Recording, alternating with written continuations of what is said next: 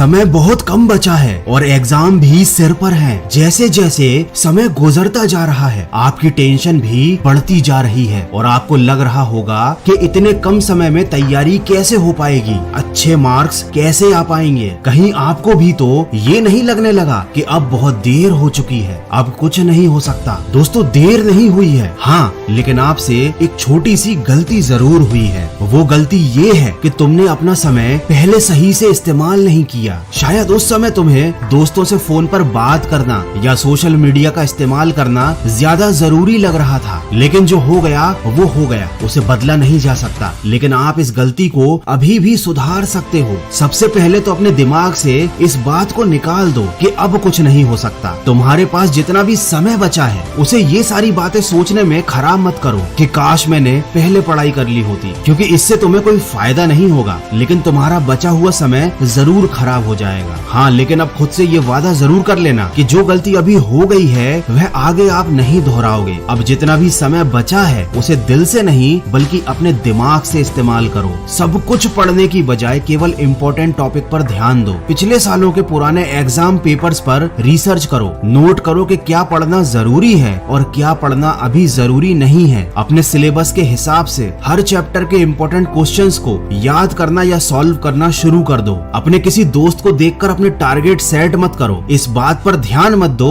कि किसने कितनी पढ़ाई कर ली है। आपको बस एक बात क्लियर होनी चाहिए कि आपको कितना पढ़ना था और आपने कितना पढ़ लिया, क्योंकि अब समय कम बचा है और आपको लगातार पढ़ना पड़ रहा है। तो हो सकता है आपको पढ़ाई करते समय नींद आने लगे, तो 5 मिनट के लिए घर की छत पर टहलने के लिए चले जाना। और इस बात का विशेष ध्यान रखना कि साथ में अपनी किताब जरूर ले जाना और अपने मोबाइल को कमरे में ही छोड़ देना। छत पर खुली हवा में अपनी पढ़ाई को जारी रखना। आपकी नींद भी भाग जाएगी और आपको बहुत अच्छा महसूस होगा। अगर इसी दौरान आपको कोई टॉपिक समझ में नहीं आ रहा है तो उस पर समय खराब बिल्कुल मत करना। उस टॉपिक को एक जगह पर नोट कर लो और अपनी पढ़ाई खत्म होने के बाद उस टॉपिक को समझने के लिए इंटरनेट की हेल्प लो या अपने किसी बड़े भाई बहन या दोस्त से पूछ लो। लेकिन उस टॉपिक के बारे में सोच कर अपना टाइम बिल्कुल खराब मत करना, क्योंकि आपके पास टाइम बहुत लिमिटेड है। देखो, जैसे मोबाइल में गेम खेलते समय जब तक आपका मिशन कंप्लीट नहीं हो जाता आप किसी से न बात करते हो, न किसी की बात पर ध्यान देते हो, न ही मोबाइल से नजरें हटाते हो। ठीक वैसे ही जब तक आपकी पढ़ाई कंप्लीट ना हो जाए आपको अपनी किताबों से ध्यान नहीं हटाना है, फिजूल की बातें नहीं करनी है और न ही फालतू में मोबाइल चलाना है। याद रखो, लाखों में एक बंदा IAS बनता है, हजारों में एक बंदा अच्छी बॉडी बना पाता है, क्योंकि यह लोग दर्द सहते हैं, तकलीफ सहते हैं, लेकिन इनका फोकस अपने लक्ष्य से नहीं हटता। इनका ध्यान केवल अपने आने वाले रिजल्ट पर होता है। तुम्हारा ध्यान भी अपने रिजल्ट पर होना चाहिए। याद रखो, कितनी तकदीरें बदलनी है तुम्हें, कितनों को रास्ते पर लाना है। अपने हाथों की लकीरों को मत देखो, तुम्हें इनसे भी आगे जाना है। तो बिल्कुल अपना समय खराब मत कीजिए, अभी से पढ़ाई में लग जाइए और ऐसा रिजल्ट लेकर आइए कि सब हैरान रह जाएं।